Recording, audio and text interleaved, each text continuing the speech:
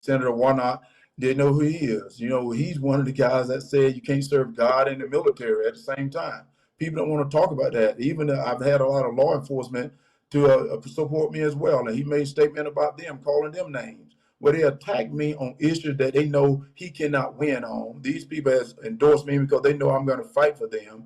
And I'm a man that I say what I'm going to do and I do what I'm going to say. Senate hopeful Herschel Walker is making headlines yet again for insinuating things about his challenger that are hard to fact check and just flat out untrue. Here he is claiming that Senator Raphael Warnock is anti-military. Warnock, who is a pastor, had delivered an in-depth nuanced speech where he spoke of the challenges Christians face when it comes to devoting themselves to God versus the military. It's actually a fascinating theological issue that Christians have grappled with for centuries, and if you're interested, I highly recommend looking up his entire speech. The point is here that Walker is hiding behind his Christianity and throwing allegations at Warnock while himself basically lying almost every day on the campaign trail. And here I think is how he is responding to being called a liar. So what you're doing right here is paying interest off by doing the good things God wants you to do. That debt ain't paid off till you get to heaven.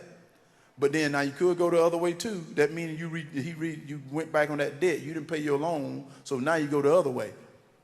And you know what way that is. Yep. And that's why I tell people all the time, I say, guys, Satan is gonna test you.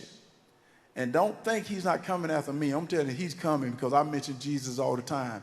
Think about this. Why would Satan come after somebody he's already got? I think he's saying that Satan is constantly tempting him because he is a good person, because if he were bad, he'd already be damned. Again, he's completely hiding behind his faith, but I'll be honest with you. It's very challenging to parse through the points Herschel Walker is trying to make on the campaign trail because, look, I cannot follow him sometimes. And I want to be respectful in not hitting below the belt because he played football for many years, which is a dangerous contact sport, and if he's truly suffering from any long-standing injuries, I really hope he finds the care that he deserves. But when someone is running for office, at the very minimum, we have to understand what their beliefs are. Communication is like 75% of politics, and Walker really struggles in that regard. So what he's doing instead is right out of the old Trump playbook. When there are allegations about you out there, just throw it right back on the other person. Refuse to concede on anything. Talk nonsense instead of grappling with real concerns people may have about you and your record. We see this in midterm races all over the country. Trump's tactics are bleeding so deeply into the Republican Party, and the consequences may be disastrous for the left. But at the end of the day, whoever has the wind at their back in terms of policy can defeat these Trumpian stooges. The Democrats are seeing incredible momentum right now, which seemed unthinkable, and it's because of their delivery on campaign promises: student debt, combating inflation, climate initiatives. Who would have thought Joe Biden would be delivering on things like this? There's a real energy in the air for the first time since we begrudgingly voted for Biden in 2020, and although Herschel Walker is trying to distract us, he cannot answer for the fact that he doesn't have a plan for Georgians. He doesn't have a plan to lower food or drug prices. He doesn't have a plan to fund education or healthcare. He doesn't even plan on debating Raphael Warnock because he knows it will absolutely destroy his chances of victory. These candidates will hide behind religion and promises of salvation and damnation because they have nothing else to offer. But across the country, the candidates who are delivering for the American people will win. It's the only way that they can. Thanks so much for watching. You can follow me on all platforms at Caro Johnson 917.